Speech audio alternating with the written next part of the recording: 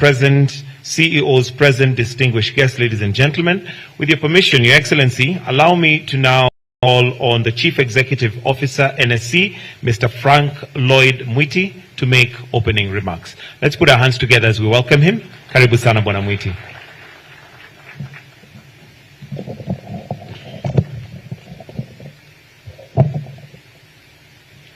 Thank you. Your Excellency, Dr. William Samoei Ruto, President of the Republic of Kenya and the Commander-in-Chief of the Kenya Defense Forces, all protocols observed. Good morning.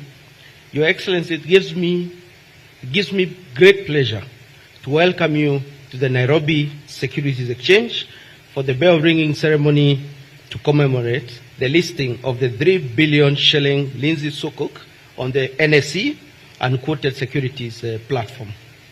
Today's ceremony is historic as it marks the listing of Kenya's first Sukuk, a significant step towards the depth, breadth, and sophistication of the capital markets in our region. This landmark listing not only highlights the growing demand for ethical and inclusive finance, but also paves the way for further expansion of Sharia-compliant products in the Kenyan market, opening avenues for more investors to participate in the growth and development of our economy. Your Excellency, today also marks your 4th visit to the NSE, a testament of your unwavering commitment to revitalize the capital markets. We thank you. This visit serves as a strong message. Thank you. This visit serves as a strong message to both domestic and international investors and the general public of your strong belief in the critical role that robust capital markets play in driving accelerated economic growth in our country, indeed in our region. Today, you are reaffirming the importance of domestic capital markets and the pivotal role the Nairobi Securities Exchange plays in mobilizing investment, fostering financial inclusion, and propelling Kenya's economic aspirations forward. Your Excellency, the capital markets, particularly the NSE, serves as the barometer of the economy. Indeed, the performance directly reflects investor sentiments regarding government's policies and economic reforms.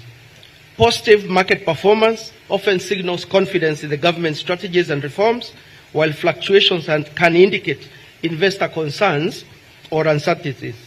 Indeed, the state of a country's capital markets provides valuable insights into the broader economic landscape and the effectiveness of governmental measures. Over the past years, you made commitments to prioritize economic reforms aimed at supporting medium to long-term economic growth and enhancing and restoring confidence in our markets. Your Excellency, I am delighted to report that current government policies have enabled the capital markets in Kenya and the NSE in particular to witness a remarkable recovery that has put our country, Kenya, back on the map and attracted solid positive attention from global and institutional retail investors. The resurgence in the NSE's performance directly reflects the renewed confidence investors have in the government's economic reforms. To put it in better perspective, Your Excellency, in the first quarter of 2024, Bloomberg ranked the NSE's all-share index as the world's best performer in dollar terms out of more than 90 global benchmarks that the publication tracks, and we posted a 44.32% return in dollar terms. We are pleased to report that in the first half of the year 2024, foreign investors were net buyers of equities listed on the NSE, marking the period as the first half of the recorded foreign net inflows in the bourse since 2019, approximately 5 years ago. Further, foreign investors were net buyers of equities for the 3 consecutive months of April, May, and June 2024, for the first time in 58 months. Similarly, in the first half of 2024, the bonds market also recorded a 154% increase in turnover compared to a similar period last year. and a total volume traded of 781 billion shillings has already exceeded last year's 2023's annual trading volumes of 644 billion.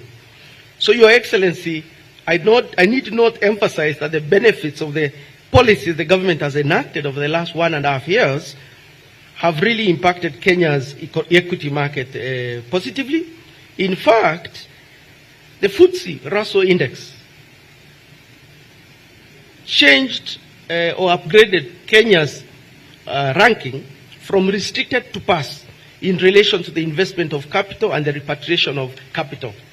So this reclassification, of course, was anchored on the government's effective handling of previously reported delays in the ability of institutional investors to invest capital and to repatriate dividends.